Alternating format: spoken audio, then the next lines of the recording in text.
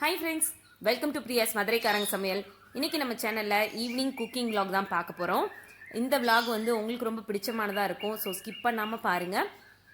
நீங்கள் இப்போ பார்த்துட்ருக்க இந்த வியூ பார்த்தீங்கன்னா எங்கள் வீட்டு பால்கனியில் சைட்லேருந்து பார்க்கக்கூடிய வியூ. இந்த சைடு ஃபுல்லாக பார்த்தீங்கன்னா நிறைய மரங்களாக இருக்கும். நான் எடுத்திருக்கிறது வந்து ஒரு பக்கம் தான் கவர் பண்ணி எடுத்திருக்கேன். பட் ஒரு நாள் மாடிக்கு போயிட்டு ஃபுல்லாக உங்களுக்கு ஒரு vlog மாதிரி எடுத்து ஷேர் பண்ணுறேன். அப்போது உங்களுக்கு இந்த இடத்த காட்டுறேன். அவ்வளோ மரங்களாக இருக்கும். காலையிலையும் சரி ஈவினிங் டைம்லேயும் சரி பால்கனியில் இல்லை போனோம்னாலும் அவ்வளோ ரிலாக்ஸ்டாக இருக்கும். அது மட்டும் இல்லாமல் அவ்வளோ ப்ளசண்ட்டாக இருக்கும். ஒரு வாக்கிங் போய்கிட்டே இந்த இடத்தெல்லாம் பார்க்கும்போது அவ்வளோ ப்ளசண்ட்டாக இருக்கும். இந்த சைடு பார்த்தீங்கன்னா வான்கோழி, அப்புறம் வாத்து, இதெல்லாம் கூட அந்த சைடு வளர்க்குறாங்க. ஸோ அதெல்லாம் நான் ஒரு நாளைக்கு vlogல ஷேர் பண்ணுறேன். இப்போ வந்து சாமி கும்பிட்டுட்டு நான் டீ போட போகிறேன்.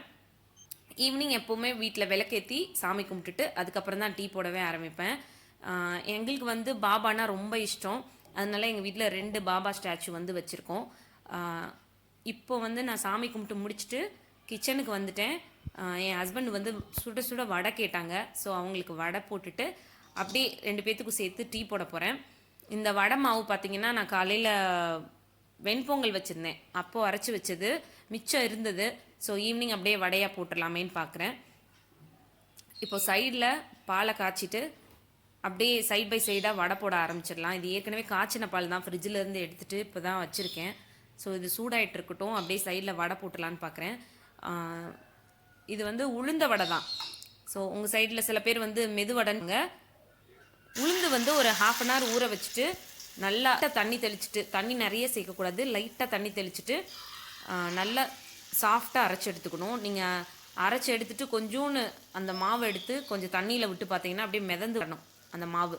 அதுதான் கரெக்டான பதம். ஸோ அந்த மாதிரி அரைச்சி எடுத்துகிட்டு அதில் வெங்காயம், பச்சை மிளகாய், கொஞ்சமாக கருவேப்பிலை, இஞ்சி, கொஞ்சம் சீரகம், ஒரு 2-3 மிளகு, இதெல்லாம் வந்து தட்டி சேர்த்துட்டு அது கூட கொஞ்சமாக அரிசி மாவு, உப்பு சேர்த்து பிசைஞ்சு வச்சுட்டு அப்படியே வடை போட ஆரம்பிச்சிங்கன்னா நல்லா குண்டு குண்டுன்னு கிறிஸ்பியாக இருக்கும். வெளிப்பக்கம் கிறிஸ்பியாக இருக்கும், உள்ளே வந்து நல்லா சாஃப்டாக இருக்கும். கலரும் வந்து ரொம்ப நல்லாயிருக்கும். நல்ல ஒரு பொன்னிறமாக வரும் வடை. பார்த்தீங்கன்னா உங்களுக்கே தெரியும் பாருங்கள் எவ்வளோ குண்டு குண்டுன்னு அழகாக இருக்குன்னு. சாப்பிடவே அவ்வளோ டேஸ்டியாக இருக்கும்.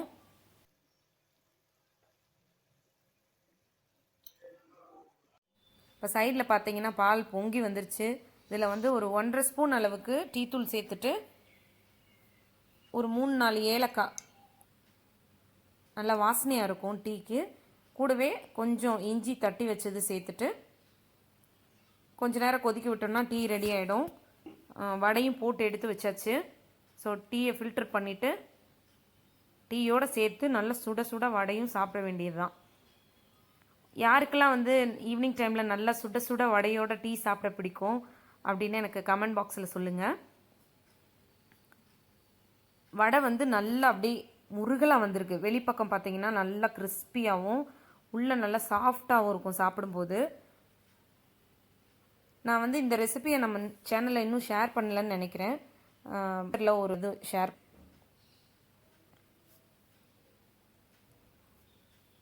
இப்போது அந்த வடையும் டீயும் சாப்பிட்டு முடிச்சுட்டு அடுத்து என்ன வேலை அப்படின்றத பார்க்கலாம். டீயும் வடையும் சூப்பராக சாப்பிட்டு முடிச்சாச்சு. கொஞ்சம் ட்ரெஸ் எல்லாம் மடித்து வைக்க வேண்டியது இருந்தது, அது எல்லாத்தையும் மடித்து வச்சுட்டு இப்போ தான் வந்திருக்கேன். மதியம் வந்து அரிசி ஊற வச்சுருந்தேன் தோசைக்காக. ஒரு 4 கிளாஸ் இட்லி அரிசியும் 1 கிளாஸ் உளுந்த பருப்பு, அது கூட கொஞ்சமாக வெந்தயம் சேர்த்து ஊற வச்சுருந்தேன்.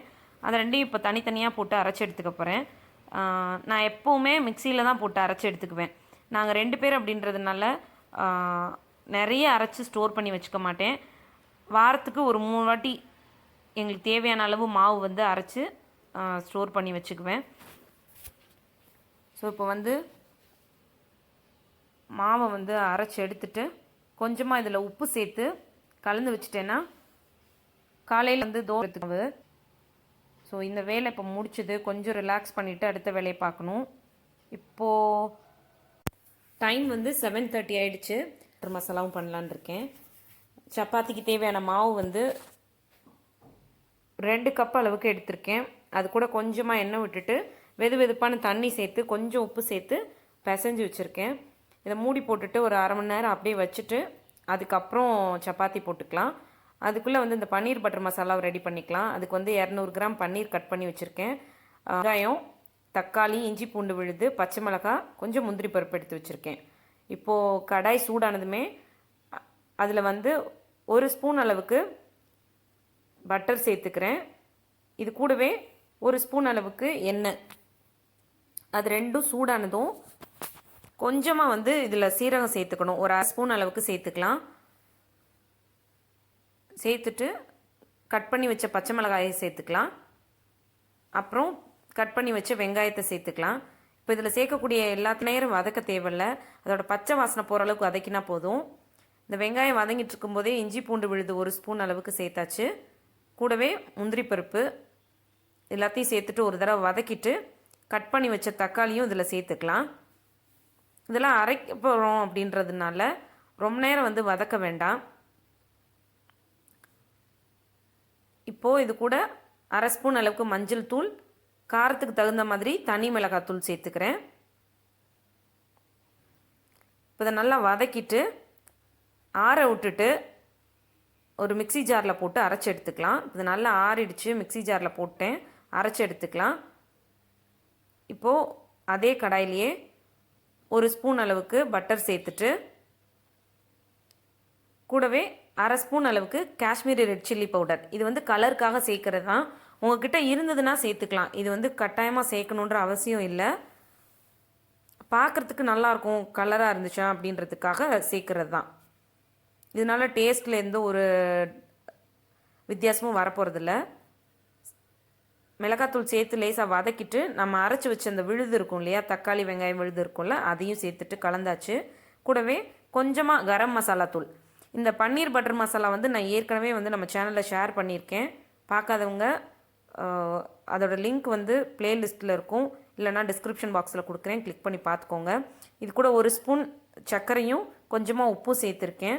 இது நல்லா கொதித்து வந்ததும் கட் பண்ணி வச்சுருக்க பன்னீரை வந்து இதில் சேர்த்தாச்சு. இது கொஞ்ச நேரம் வந்து அப்படியே வேகட்டும். மூடி போட்டு அப்படியே வேக விட்டுறலாம். ஒரு 5 நிமிஷத்துலேருந்து ஒரு 7 நிமிஷம் வரைக்கும் வேகட்டும். இப்போ பார்த்தீங்கன்னா நல்லா கொதிச்சு வந்திருக்கு. நம்மளோட பன்னீர் பட்டர் மசாலா ரெடி ஆகிடுச்சு. கொஞ்சமாக மல்லித்தலை தூவிட்டு இறக்கிடலாம். அப்படியே சைடில் சப்பாத்தி போட ஸ்டார்ட் பண்ணிடலாம்.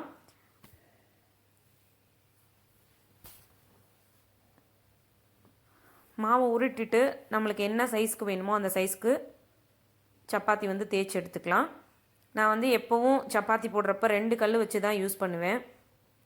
ஸோ இப்போது ஒரு கல் வச்சுட்டு அது சூடாயிடுச்சு. அப்படியே அதில் போட்டு எடுத்துக்கலாம்.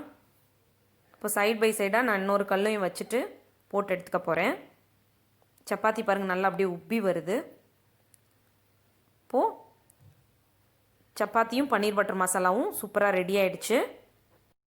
சாப்பிட்டு முடிச்சுட்டு கிச்சன் க்ளீன் பண்ணுற வேலை இருக்குது. அதை முடித்ததுக்கப்புறமா ஒரு சில ரொட்டீனாக பண்ணக்கூடிய வேலைகள்லாம் முடிச்சுட்டு தூங்க போகணும். இந்த வீடியோ உங்களுக்கு பிடிச்சிருக்குன்னு நினைக்கிறேன். வீடியோ பிடிச்சிருந்துன்னா லைக் பண்ணிவிட்டு நம்ம சேனலை மறக்காமல் சப்ஸ்கிரைப் பண்ணுங்கள். தேங்க்யூ.